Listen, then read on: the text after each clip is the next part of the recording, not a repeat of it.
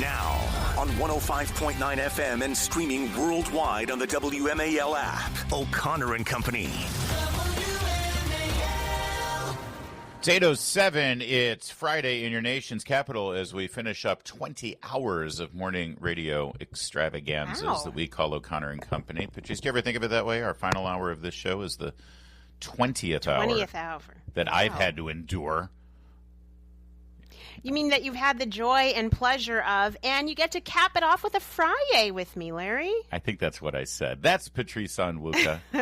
I am Larry O'Connor, and we will give you some updates on last night's debate between Jason Mirayes and Jones for Attorney General in Virginia coming up in a bit. But first, let's turn our sights northward to Gotham, shall we?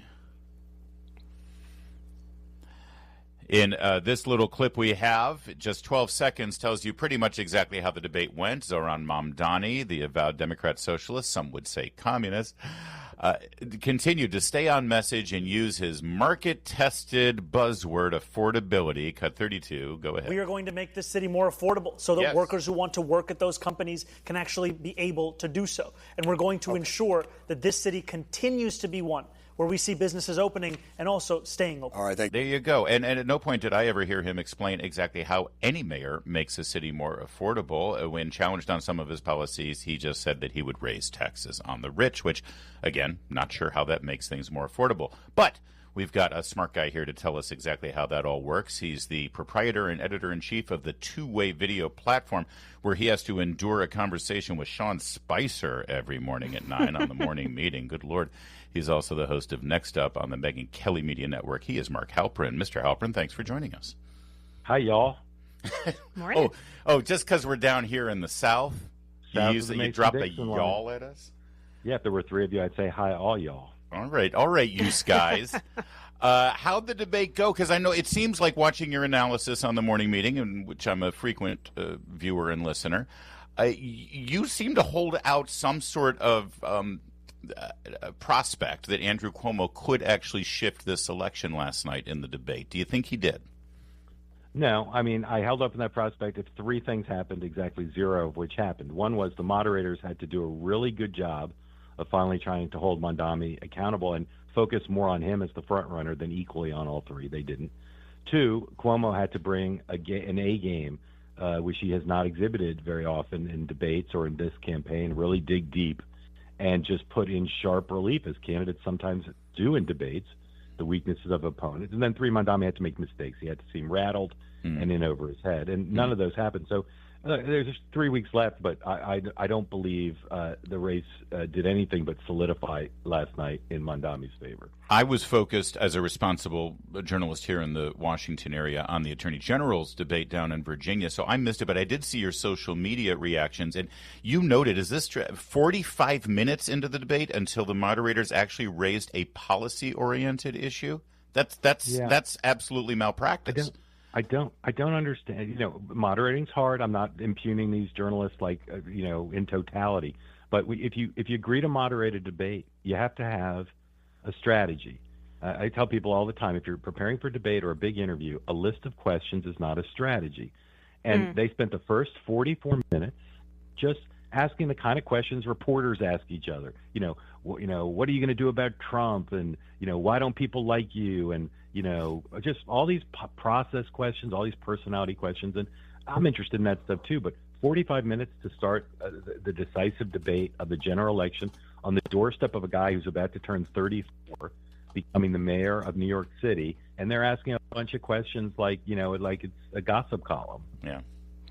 So, Mark, obviously Curtis Lewa is the third candidate running, the Republican candidate running. What did you see from him during that debate that maybe justifies him staying in, or hopefully would, push some Republicans to say, he probably needs to step out and maybe I need to throw my support somewhere else? I mean, I don't know him all that well. I've met him. I think based on his performance, the chances he withdraws from the race are de minimis now. Because his best moments were the best of any of the three candidates. There were times when he was really on point in saying, in effect, Cuomo's had his chance and he hasn't done a good job when he was governor. And the other guys, he called him the apprentice. And particularly on crime, where Sliwa has a track record, he was excellent. At other times, I believe it was an homage to the Saturday Night Live character Drunk Uncle. Oh, boy. nice draw there. Mark Halperin's our guest, talking about the New York City mayoral debate last night. We were just musing. I used to live in New York. I was a Republican. If I were faced with this election today, my vote would be for Curtis Sliwa, just so I could sleep at night, even though I know he doesn't have a chance to win. If he dropped out, Mark, honestly, I don't know if I could pull that lever for Andrew Cuomo. I thought he was an atrocious governor. I thought the way he handled the lockdown was criminal, frankly. And I also think that he's not really a nice guy. But I also couldn't vote for Mamdani. I think I would look to move. Yeah, Margaritaville, Larry. Yeah, right. Down to Florida. Right. Look, you're speaking for many of the residents of the city currently who don't love these three choices and wonder why these are the three choices. I try to be optimistic, and even though I'm not a socialist, and I think it's borderline and maybe beyond the border laughable to have this inexperienced person likely be the next mayor. I think he's probably going to be the mayor, and so I think it's best, even if you detest some of the things he said or stands for the city to think about, okay, well, how can we help him govern effectively? Because you may not like him, you may not like Cuomo, or you may think Curtis can't win, but this is what we're going to be facing, and he's going to have to rise to the occasion, and maybe he'll do a better job than people think. Just looking at the strategy we're seeing with a lot of these Democratic candidates who are running in local and state elections but running against President Trump. Is it an effective strategy? I mean, that's what we're seeing down here in Virginia with Spamberger and in the AG race with Jay Jones, who doesn't want to talk about his nasty tweets but wants to talk about President Trump. So is that an effective strategy that we're seeing out of these Democrats? Well, Larry was nice enough to mention my show Next Up, and my monologue on the new episode that's just dropped on YouTube or as a podcast. It's about this question. The party for the last 10 years has basically been in opposition, mostly to Donald Trump, but to MAGA, to Charlie Kirk, to Larry O'Connor, just like hate on the other side. No positive agenda and no intra-party debate. We know that the party's divided on trans athletes in women's sports. The party's divided on the relationship with Israel. The party's divided on single-payer health care. And yet they don't have those tough debates to define what the party stands for. They just are all who can hate Trump more, who can be more negative. And that's where the energy in the party is. I call it an addiction because it's how they raise money. It's how they get on TV. It's how they, get Jen Psaki to like them. But I don't think the history would suggest that that's a long-term way to build up a party's appeal. I will go along the path of the debate moderators last night and ask a larger sort of inside political question here since our debate discussion is over. That moment when Mamdani and Cuomo refused to endorse Hochul as governor for New York, we expect that of Cuomo because he's still got the knife in the back from Hochul. But what does this tell you? Hakeem Jeffries has not endorsed Mamdani. Chuck Schumer has not endorsed Mamdani. Hochul did, and Mamdani still won't return the favor. Well, wackadoodle-doo. I had the same reaction. Now, do you know who Nomi Kunst is? Sure. Yeah, left-wing Bernie Sanders type liberal. Very supportive, very big. I asked her in our debate post-game coverage that we did with the New York Post at two-way, how could that be? How could he not endorse a woman who just endorsed him, who's the governor of his party? And she said he's going to wait and endorse later when it's would be a bigger deal. Now this is true. People endorse and get coverage. Like Barack Obama just endorsed Spanberger, and journalists wrote it up like she won the endorsement of Barack Obama. So maybe that's the case. But I agree with you. I think you think, which is something weird going on there, that he thinks it would be a liability to be associated with her. Maybe he's waiting for another candidate to step forward and also could be a fellow Democrat socialist. Either way, if you want more political analysis like that will at least make you think a second time about your preconceived notions, check out the Two-Way Platform with Mark Halperin and, of course, his Next Up podcast on the Megyn Kelly Media Network. Thank you, Mark. Appreciate the conversation. Thank you both. Great to be on. Thank you. WMAL, making sense of the news. Live from the Home Paramount Pest Control Studios. Home Paramount, the leader in pest control since 1939. Your next $1,000 could be one text away. It's $5K a day on WMAL. Well, Don Lemon has surely seen a fascinating career trajectory after being plucked away from his primetime show on CNN and given the prime morning show slot. Everybody in media knows that being on a morning show is what you want. That's the most influential and powerful position. And he screwed that up because he's such an unlikable jerk to the viewers and his fellow co-workers there on the morning show on CNN. So then he gets fired. He gets a big settlement. He's got plenty of money. Don't shed a tear for Don Lemon. But he decided he's just addicted to being out in the public profile. He wants to be influential. So he started a YouTube show. Well, remember, he started streaming on X. His premiere episode was with Elon Musk, and he was such an offensive jerk that Elon was like, screw this. I'm not going to, because he was going to sort of like co-sponsor the show and elevate it. And he's like, no, you're on your own. So he streams on YouTube. He's got a Substack. He has become more and more unhinged in the years since he left CNN, and it's reached the point here. Listen to this. He had Wajah Heck, Your Name Is Ali guy, the left-wing Democrat, jihadist-loving political analyst. Wajah Ali or something like that. Anyway, here's Don Lemon talking about ICE raids, and he had some advice for illegal immigrants who are in fear of being apprehended and deported. Cut 35, go. Black people, brown people of all stripes, whether you're an Indian American or a Mexican American or whoever you are, go out in your place where you live and get a gun legally, get a license to carry legally. Because when you have people knocking on your door and taking you away without due process as a citizen, isn't that what the Second Amendment was written for? Go back and read what the Second Amendment says. And perhaps it will knock some sense in the heads of these people who are saying, well, it's all great. I don't believe they're doing it without due process. They're asking people for papers. They're not really beating people up. These people are doing things that are illegal. Nobody is illegal. It is a misdemeanor to cross the border. Now, wow. Lot of crazy to unpack there. Was he slurring his words, though, Larry? Just to start out, it sounded like he had either a wad of chewing tobacco in his cheek or he was drinking something in his water cup that was not water. You know what? It sounded odd, that's for sure. I mean, maybe he just did some shots with Andy Cohen pretending like it was New Year's Eve or something, as he famously has done. This is incitement. I mean, that's I mean, there's a whole lot of crazy to unpack there, and again, dangerous rhetoric.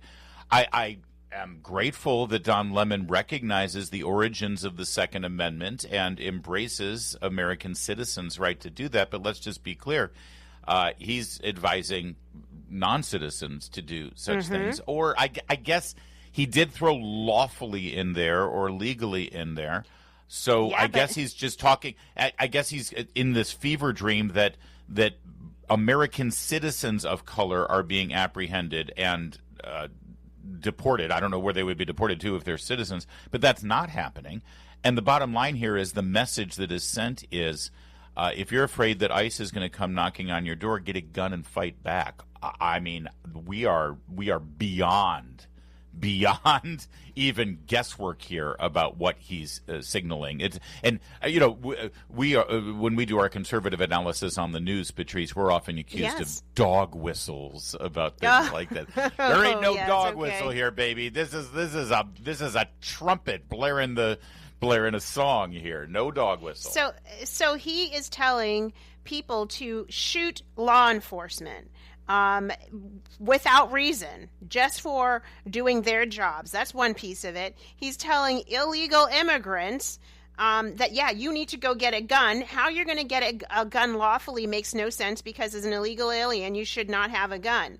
And by the way, if you live in a state like New York, a state like Maryland, well, maybe not Maryland, but if you live in D.C., you can't. It is very difficult for you to be able to get a gun lawfully in D.C. And so, You know, I don't know where he's coming from with this, but I think it's probably just clickbait. It's for the same reason you see him going out on the streets doing these man on the streets videos with people. And then instead of him expecting the black woman to say, "Oh yeah, I hate Trump," she says, "Oh, we bring it on. Kids can finally roam the streets of Memphis now." And so he's doing all this to get more attention for his show.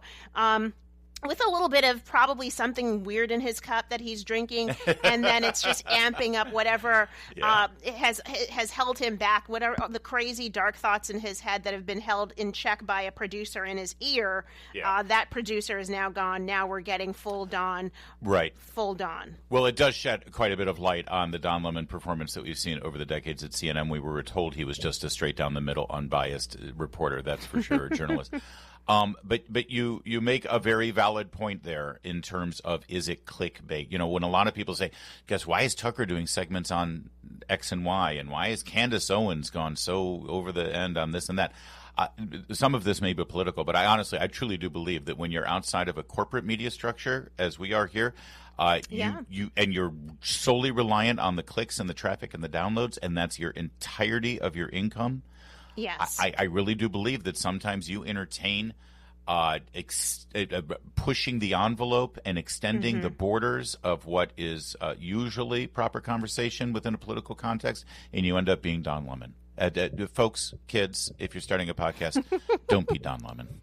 It's 8:23. All right. Did you miss the Virginia Attorney General debate last night? Don't worry. We've got you covered with clips. Stay with us. It's O'Connor and Company at 8:30. WMAL-FM, Woodbridge, Washington, a Cumulus media station. Making sense of the news. News Talk 105.9. WMAL. News now.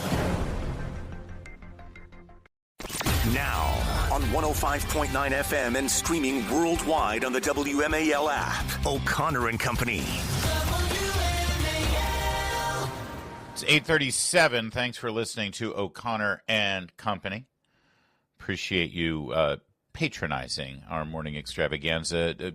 Chris Plant is in the on-deck circle. He's warming up, doing some jumping jacks, push-ups, squats. Maybe sprinting down the halls of the outside the studio. Wind sprints, sure. Absolutely. He's got to be in shape. Larry O'Connor with Patrice Onwuka. Last night was the debate of Attorney General candidates, Jay Jones, Jason Mirayes. Again, I want to point out, 4 weeks after early voting has already begun. It's outrageous that now you have a debate. The scandal about Jay Jones broke after early voting, all of these revelations. That said, right before the debate, Trafalgar came out with a brand new poll. Trafalgar, I want to remind you, although it is a Republican-leaning or Republican-friendly pollster, they accurately called the 2021 governor's race in Virginia, so they're pretty good. Unlike, I got to tell you, every single poll I have seen out of Virginia, coming from your basic mainstream, respected pollsters who are all leaning Democrat, they always get Virginia wrong. They undercount Virginia Republicans scandalously, and it's never pointed out. Trafalgar's pretty good at it. Here's the latest. Virginia Governor Abigail Spanberger, 47.5%. Winsome Sears, 45.3%, with 6% undecided. Lieutenant Governor Senator Hashmi, 46.2%. John Reed, 46.1%. Dead heat with nearly 8% undecided. And for Attorney General Mirayes, now in this poll, showing a lead of 49.5%, dangerously close to that 50% mark, with Jay Jones now plummeting down to 44.6%. Yeah. The stakes couldn't be higher for last night's debate. And when confronted on his abhorrent behavior and the revelation that he was caught reckless driving, speeding almost twice the speed limit, and he was given a slap on the wrist of community service that it appears he didn't actually serve, Jay Jones was asked specifically about his judgment. Cut 40. Here's his response. Why should voters trust your judgment moving forward? Well, look, Brett, I want to say one thing. Jason Mirayes can't prosecute a case against Donald Trump, that's for sure. And I will also say this. I was held accountable by my party, and I deeply, deeply respect that. But what about when Donald Trump used incendiary language to incite a riot to try to overturn an election here in this country? What about when Winsome Sears used violent language about people who disagree with you and her and your extreme position on abortion? What about when John Reed shared Nazi porn? You haven't said a word. I've taken accountability for my mistakes. It's time you take accountability, too. He hasn't taken any accountability for his mistakes. Zero. Absolutely no repercussions at all. In fact, the accountability for his speeding and reckless driving, he actually dodged the legal sentence that he was supposed to perform. It's just, and again, you saw the pivot. It's all about Trump, Trump, Trump, Trump, Trump. Elect me, and I'll prosecute Trump. He's Tish James in boys' clothes instead of girls' clothes. That's pretty much it. Yeah, I mean, I think we should play that clip where Jason Mirayes says, and about that speeding ticket you got. What clip was that? I don't know. Oh, well, in any case, it's just where three other people were in court the same day that Jay Jones was in court with the same exact ticket against them, crime against them, and he got a slap on the wrist and they did not, which just underscores, as we highlighted earlier, this guy, he's from a political party, parents are judges, father held a seat in the Virginia House of Delegates. He took over his father's seat a few years later. He just feels entitled. And so the law that he's supposed to uphold and prosecute against bad guys, he can't even keep the very same law, and he gets, soft punishments and white glove treatment. He's running for the wrong job. I think you're looking for cut 46 here. Let's listen to that. Thank you. Based on the incident involving Mr. Jones, how would you define the line between protected, albeit inappropriate, political speech and a communication that is legally prohibited? And you can address Mr. Jones's position as well. You have 90 seconds. The reality is that Jay Jones was in court for going 116 miles an hour on Interstate 64. 4 people were in court that day, were going roughly the same speed. 3 of those 4 people got suspended or active jail sentence. But Jay Jones is a politician, and he asked the court not to give him any of that, to give him community service. And instead, we now know he misled the court. That community service, it wasn't done for a charity. It was done for his own political action committee that he controlled. And the reality, Jay, is that your text messages that advocated for violence against innocent children, Jay, if you were to apply to be a line prosecutor in not just my office, any attorney general office in the country, you would not pass a background check. And right now, you may say that you are sorry.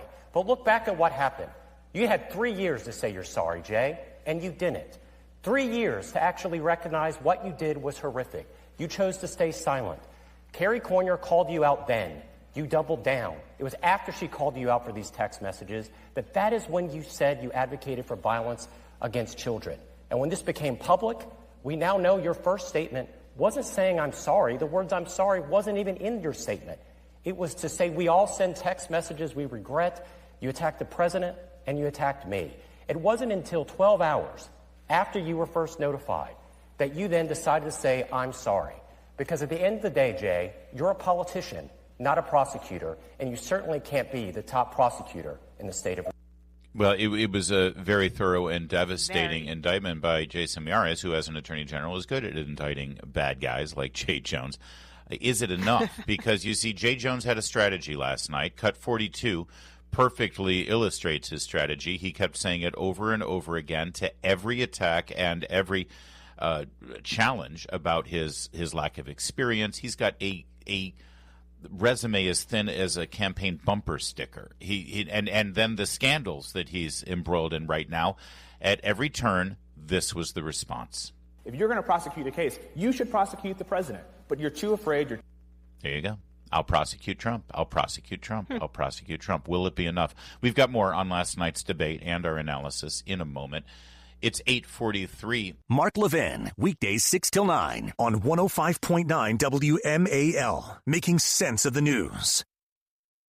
And let me ask just one more time, Delegate Jones, just so we're clear and the voters understand, why do you think they should trust your judgment based upon these 2 events that we've discussed? I've taken accountability for my mistakes, and I know that people in Virginia right now demand and deserve leaders who accept when they make mistakes and can acknowledge that and have been held accountable.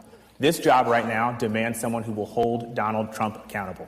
For the last 9 months, Jason's had 50 chances to sue the administration to protect us, to protect our workers. That's it. So again, and I love the moderator said, okay, let me, once again, the question is about your judgment Yes. Why should voters trust you on your judgment? He still didn't answer. He just pivoted again. It's like, prosecute Trump, prosecute Trump, prosecute Trump, prosecute Trump. It just shows how paper thin his record is. It shows how paper thin his policy positions are, and it shows how paper thin he is as a dimensional character. That all he can play is somebody who actually cares, but he just comes across as, the kid of, high-powered, connected elites, and that's how he's gotten through life, and he can say whatever he wants, and, people will cover for him. And I would hope that the residents of Virginia will not continue to cover for this guy, Jay Jones. I would hope so, too. I would hope that the Trafalgar poll is accurate and they can see through this, and Attorney General J.C. Mirayes is reelected. They've got 2.5 weeks to figure it out. Virginia, figure it out. And that's a lifetime in politics. Let's let Mr. Mirayes, the Attorney General, have the closing word here from his closing comments. Cut 51. Go ahead. Are we going to pass the test of decency? This is unlike anything we've ever seen. Somebody advocating to be the top prosecutor in the state whose job is to stop violence, who's actually advocated for violence. And he may seek forgiveness now, but the reality is he's seeking a promotion. So Virginians, this is our moment. Because Virginians, we don't follow, we lead. We could set an example for the entire country that we expect a minimum of decency in our leaders. That is what's on the ballot today. And I'm asking you to join me. Because Virginians, I've been all over this state, from Bristol to the Eastern Shore. You deserve a government as good and as decent as you are. That's the idea that I've always had as a people's protector, as your Attorney General. Strong finish, and let's just hope it's enough. We are. I hope so. Either way, we'll give you the best coverage anyone in this country is giving on these Virginia races every single morning, right here on O'Connor and Company, 8:52.